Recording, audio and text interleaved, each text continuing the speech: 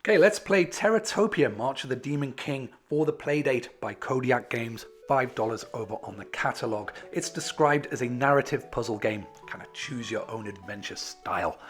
The Demon King, I believe, comes from ancient Japan and was an existing character who, I think, unified Japan if my woolly history is correct. Here is Princess Akio, and she is giving you the choice of what you want to do. You can start again completely, or you can resume from where you left off. I've played through this once or twice now, and I've very much enjoyed it. I haven't done all of the narrative trees, so I'm looking forward to playing through it again to see if I can make some better choices, because I ended up dying last time. Straight off the bat, very enjoyable art style. If I had one criticism, it would be that I wish they would let you just look at the art for a while before the text came on, because the art by Rebecca Holder is something I really enjoy, and that would just be a nice thing. No big deal. But anyway, you've only got a few days to prepare yourself before the Demon King's hordes advance and destroy your peaceable farming village, a small town.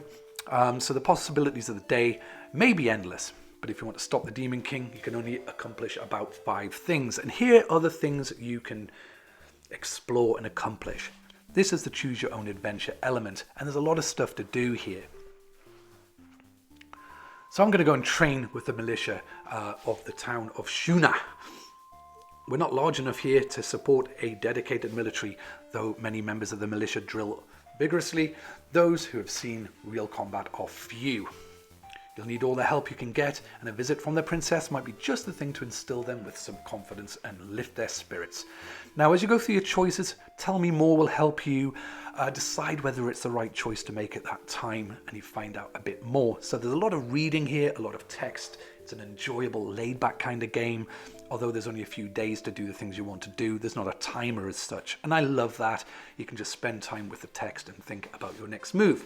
Fletcher, head of the militia, is one of the few experienced combatants.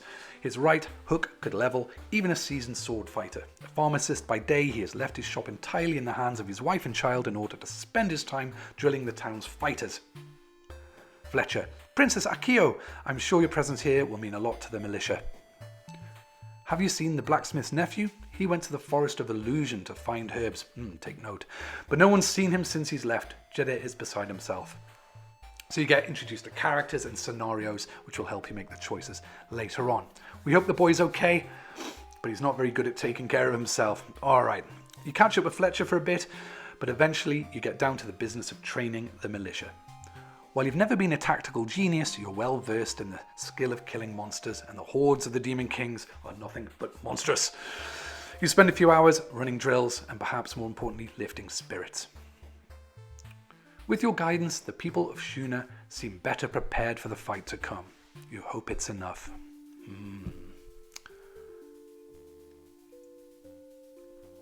Little time check. Still more choices to be made. Now, I've made note of the Forest of Illusion from that conversation, so let's go and check it out and see if we can help out Jeddah's boy here.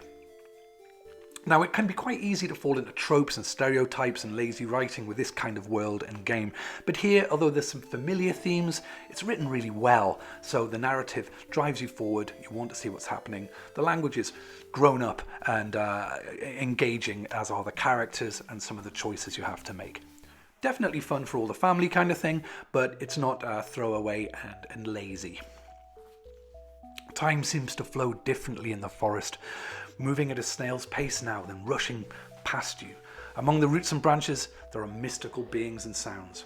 We think you hear a voice calling. You decide to follow. The voice or the path? I did the path last time, so let's try the voice this time. All right. Following the voice, you stumble upon a clearing where you find a young boy trapped on a lonely outcropping of rock in a forest pool with waters as red as blood. You recognize Teddy, the nephew of Shuna's blacksmith. Unfortunately for you both, a huge bear is on the shore, its stomach audibly rumbling. Oh my goodness, that truly is a terrifying bear. The bear looks up as soon as you see it. Better think fast.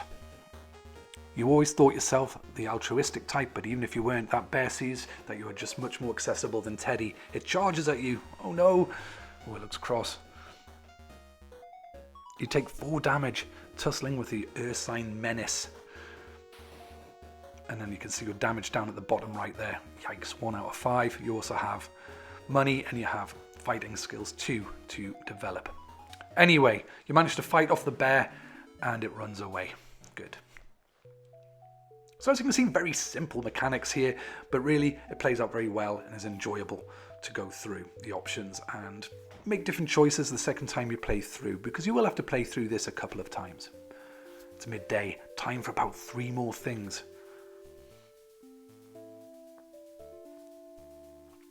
I like a library. Let's go and have a look in there.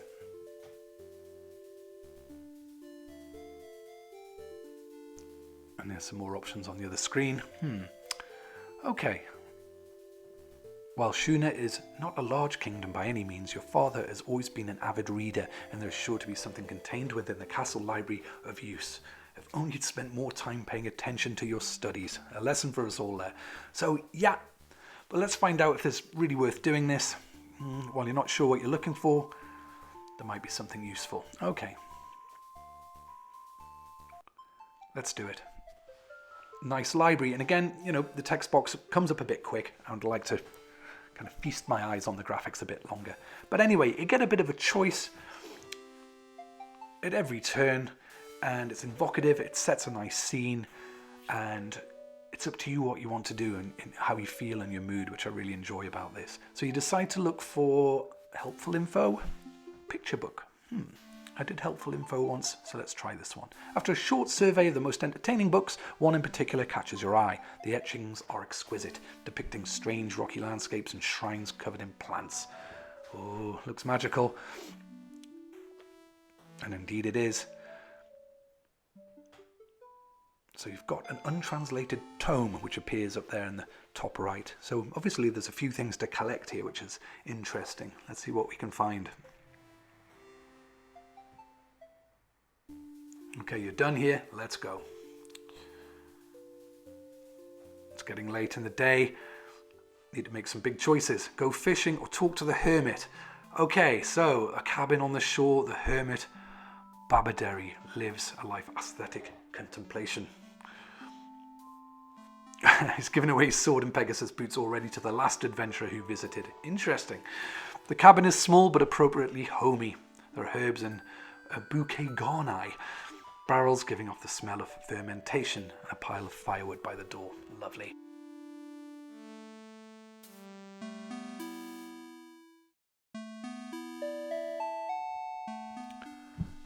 If it isn't the princess, what brings you to my humble corner of the world? You produce the untranslated tome, and Babaduru's eyes light up immediately. There's no question that he recognizes it. This is the tongue of the ancient, and in such a good condition. Where did you find it? You're not sure you should tell him you found it in a mouldering in a forgotten corner of your father's library.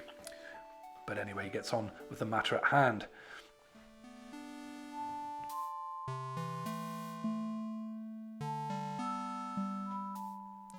Of course, Spellbook of the Ancients. I'll need years to puzzle through this, but I can teach you a spell of radiance from its pages. This could be useful. This spell will ward you against even the most powerful death curse. Handy. You get the spell of radiance. Hurrah! Okay, that's got to be useful for a villain called the Demon King for sure. Now there's a tavern. Brilliant. I like to visit taverns and Playdate games. There's quite a few of them actually. And here it is. That looks like a suspicious character. Ada is filled with all manner of boisterous, grizzled characters. An old woman, face covered in shadow, stares at you.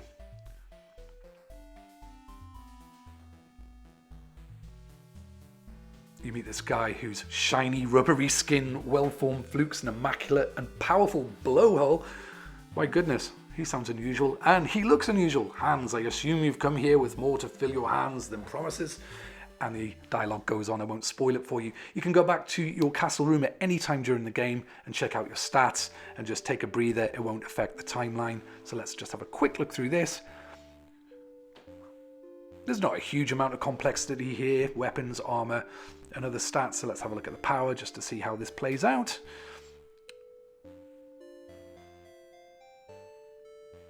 Talking about your sword down there in the bottom left, it's seen better days, but it hasn't failed you yet. It has 1 power, so there's room for improvement there. Anyway, this is a great game. I'm really enjoying it. I'm going to play through it a third time and hopefully get through the entire thing. It's the sort of game that I like to come back to, relax, enjoy over a coffee. It's not arcadey, it's not hugely complex, but it's well written, looks good, and sounds fantastic too. If you like this kind of text-based adventure and narrative, then this will certainly tickle your fancy. Those looking for a faster-paced game or arcade game type things can look elsewhere. There's plenty of that on the Playdate, but I love this. Terratopia, March of the Demon King by Kodiak Games. $5 on the catalogue. Go and get it.